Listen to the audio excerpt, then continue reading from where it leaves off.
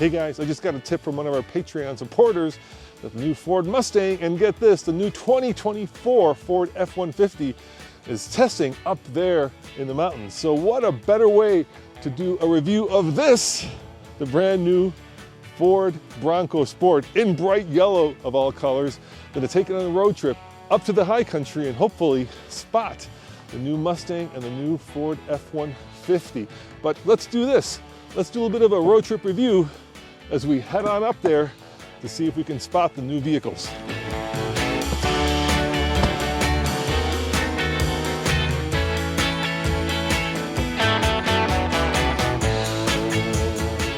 So the question I've been asking myself, and maybe the question that you're wondering about, is should you buy this or the regular Bronco? Because at $46,000, you could get a regular Bronco for the price of this Bronco Sport. As I'm sure you know, there are now two Broncos. There's the Bronco, which competes against the Wrangler, and then there's this, the Bronco Sport, which is basically a crossover that competes with cars like the Toyota RAV4 Adventure. Now, this being the Heritage Edition and the Limited Heritage Edition, it has the bigger engine and it has the bigger price tag. And at $46,000 as tested, you can get a pretty nice Bronco for the same amount of money. But the question is, should you? And I'm hoping that by the end of this video, I'll have an answer to that question.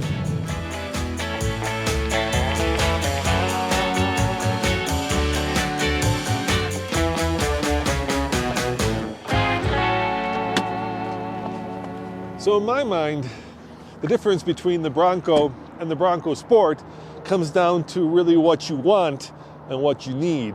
With the Bronco being what you want and the Bronco Sport being what you need. But the problem is this Heritage Edition, which is limited, throws a whole monkey wrench into that because it's so cool. So let's talk about what you get when you get this very loud but very cool Bronco Sport.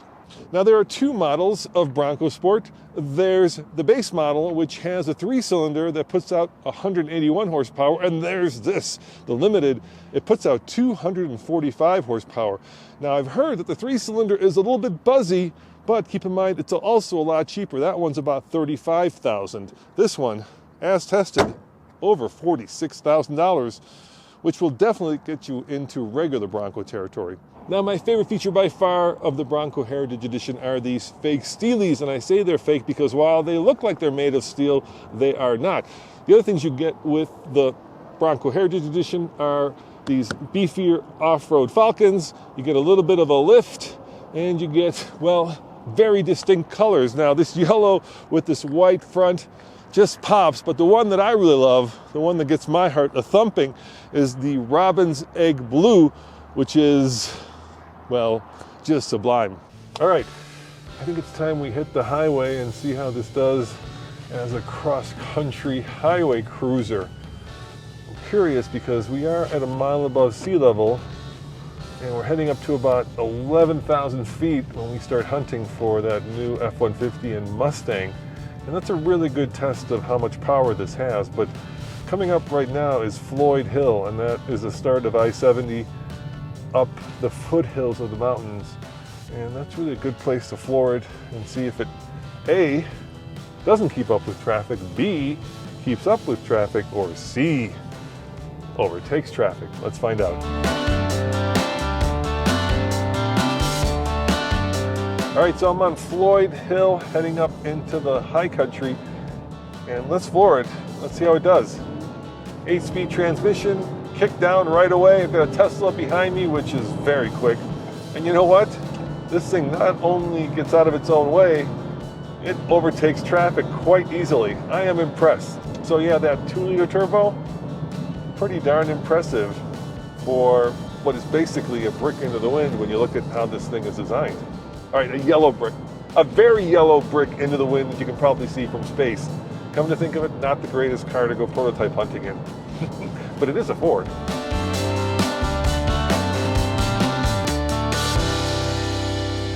I'm also a sucker for a white roof, especially if it has almost a Land Rover-esque curve, which gives you that kind of stadium seating. And the cool thing about this vehicle is that it is surprisingly roomy inside. Now, earlier I said that it competes with the RAV4. It's actually a segment below that, but you know what? From an interior size perspective, it's really big inside. Let me show you. Now, admittedly, I don't have tons of legroom, but my gosh, look at the amount of headroom I have. I'm 6'2", and I could probably put a cowboy hat on and still fit. That's why you've got that really cool kind of stadium seating where you can see over the front passengers. Now, I love this brown, or is it cappuccino leather? Check this out, a little pocket for an iPad, or maybe an iPhone, or maybe a Google phone. Probably over here. That could be a phone. Let me try it. Let's give that a shot. Oh yeah, look at that. That works. And then something you usually don't get in this segment are these individual vents with onboard power. And yes, there is still some Ford cost cutting with this hard elephant skin plastic. Let's check out the back. Another thoughtful feature are you've got two little buttons here. One that opens up the rear glass, so if you need to just reach in and grab something, you could do that. Or if you need to put your dog in, hit the door button and you've got this massive opening. And this one has this kind of unique divider, so you can put groceries or stuff underneath. And let's look way underneath. Look at that, a full-size spare tire. Now that is a real off-roader. Like I say, I'm starting to want this Bronco Sport, not just need it. Now there are a lot of really fun and thoughtful touches in this vehicle. Let me show you. So there's this little light that you turn on over here. And then, check this out, you can aim the light either inside the Bronco Sport, or let's say you're camping at night, outside, so you can see what you're doing, whether it's setting up a tent or cooking late at night. How thoughtful is that, huh? Just really nice features, including not one but two handles when you want to shut the rear tailgate. Now you're probably wondering, how does this compare to the Bronco off-road? Now we have taken both off-road, and the Bronco, well, it's just unstoppable, but so is this, at least for its segment. And that's because it's got various off-road modes. Let me show you. So check this out. We've got GOAT modes, or in Ford speak, goes over any terrain. You've got a rear locker, you've got four-wheel drive lock, you've got hill descent control, traction control off, but when I turn this knob, it actually gives you a variety of off-road and on-road mode. So let's start by showing you normal, which is what we're in. And of course there's eco, there's sport. I wouldn't recommend drag racing it, even with the bigger engine. There's slippery for snow, and here's where it gets off-roady: mud and ruts, sand, and finally rock crawl. And yes, this will rock crawl, believe it or not. Like I said, this is one of the most off-road worthy cars in its segment. The other notable thing about this vehicle is you'll see here, established 1966 Heritage Edition. And that means that Ford is only building, you guessed it, 1,966 of each of the Heritage Edition models, which, you know, isn't exactly 5, but it's still limited to some extent.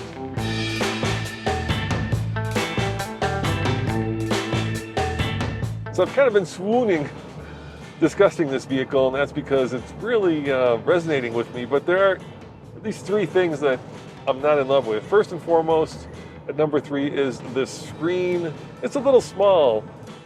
The average new screen size seems to be 12.3. That's right, 12.3 inches, and that is considerably smaller.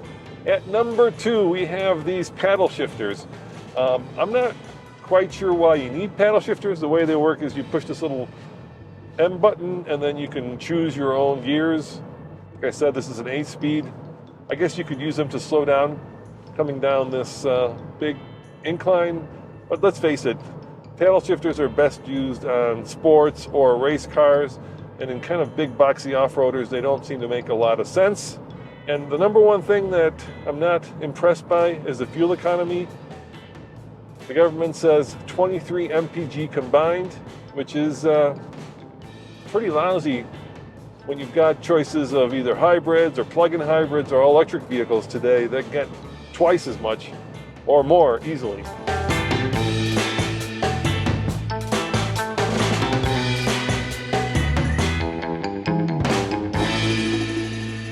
We're heading up Loveland Pass, and if the stars align, hopefully they're up here doing a little bit of prototype testing, because they come up here to see how the vehicles perform when you take them to, well, in this case, 2 miles above sea level, or about 12,000 feet. If not, then we're going to have to head over to the hotel.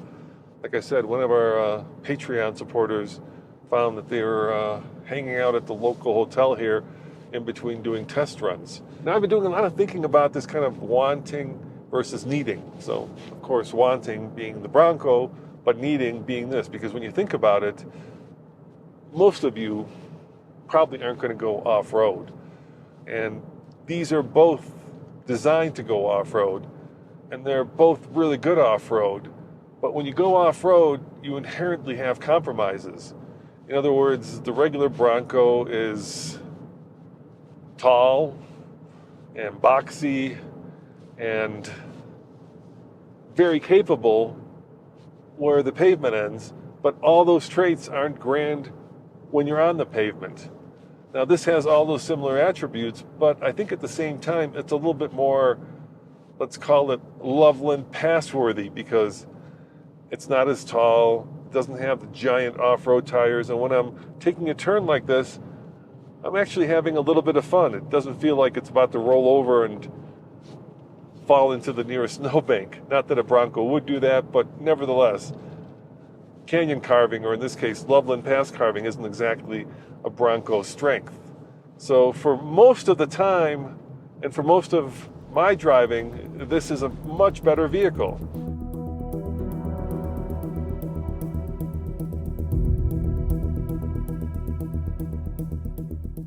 All right, we're up here at Loveland Pass. I think we've spotted some prototypes. Keep in mind, the new 2024 F-150 is coming out. Could this be them? I think we got lucky today. Look at that. One looks like it may be a Raptor-ish. Now, it might be, yeah, one looks like it's a Raptor, and one looks like it's a regular one. Let's see if we can get the front of it. Say hi to the guys. They never like saying hi to me, of course, for obvious reasons. But, yeah. Definitely a Raptor, and definitely, I'll pull around the front of them. I'll give them a friendly wave to say hi. They're going to hate me, but now you guys know that, of course, Chevy just came out with their new version of the of the full-size truck, the Silverado, and Ford, of course, we're going to get out of here. Ford, of course, is coming out with their new version of their vehicle. There's the tail end of it. In 2024. That means it should be coming out this year. Ram is a little bit behind on theirs, but yeah, look at that. We got lucky. Got a Raptor. I think it's a Raptor. Yeah, definitely it's a Raptor. Got a Raptor and a regular one. Now, usually we can't really tell what's all that new when we're just driving by, because I'm busy trying to not to crash into the prototypes and making sure that the engineers aren't too mad at me. But yeah, pretty cool. There we have it, guys. Success. We caught the new prototypes. Now we just got to find the Mustang. Of course, the Mustang's already been unveiled, so that one's not that crazy, but it would be cool to get some engine note on the Mustang. And like I was saying, for all you truck guys out there, so the Silverado, now that I'm not trying to multitask, the Silverado, of course, is new for this year. The Ford will be new next year, facelifted. And of course, Ram has been out with the same truck for a long time when we're talking about the half tons. So at some point, they're going to have to also upgrade theirs. They just did unveil the new Revolution, which is their electric truck, but the Hemi is getting long in the tooth. And of course, with Ram, the thinking is that they're going to go to the new Hurricane 6-cylinder that's in the Grand Wagoneer and the Wagoneer, instead of the Hemi in their next full-size truck. But let's see if we can find any Mustangs, or maybe some snow wheeling.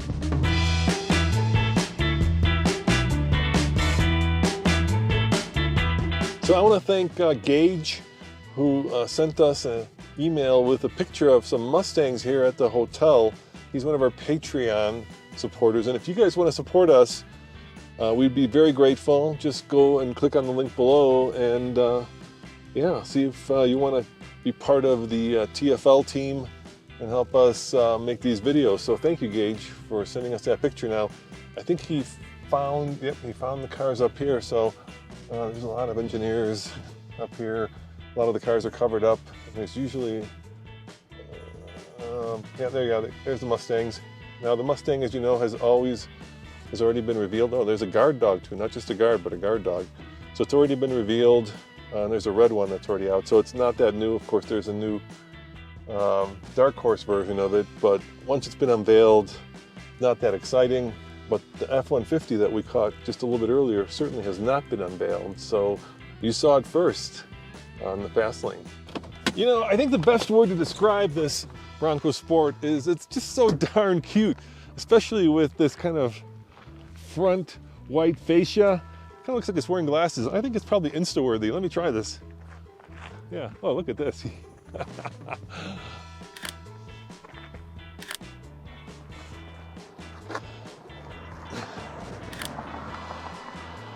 Oh yeah, those mountains in the background. Oh, look at this. Yeah, I think it's Insta-worthy.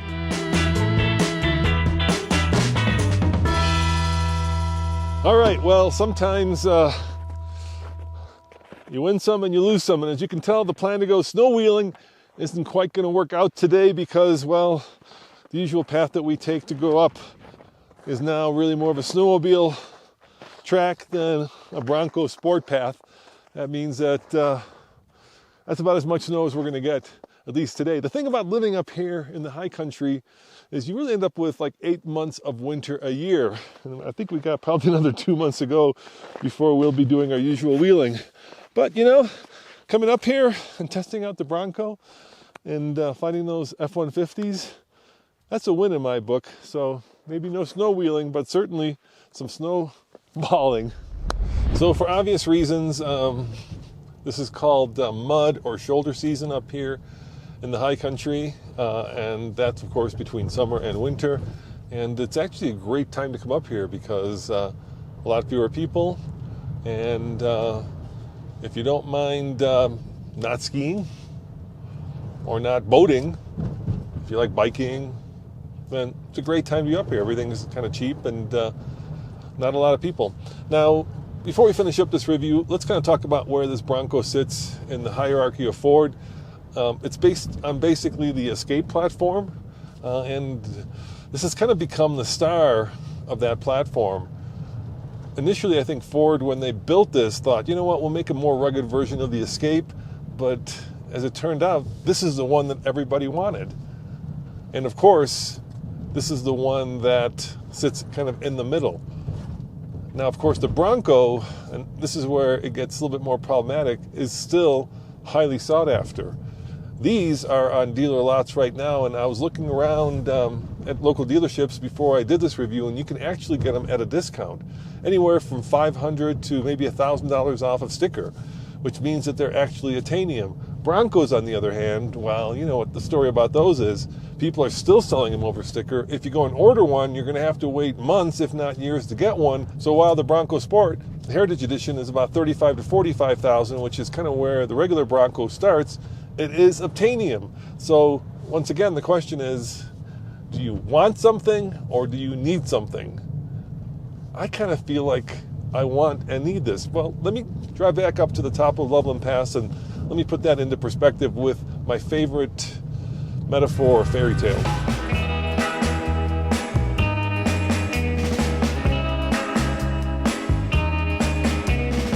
So let's close with my favorite fairy tale, you know, Goldilocks. If the Escape is just too small and the full-on Bronco, remember I scratched that itch, is too big, then this Bronco Sport Heritage Edition is just right for me. I have fallen in love with this thing. The only thing I would change is probably I get the smaller engine because, you know, $10,000 is a lot to spend for the 2-liter, and I would get the Easter egg blue, which, oh, it's just such a magnificent color.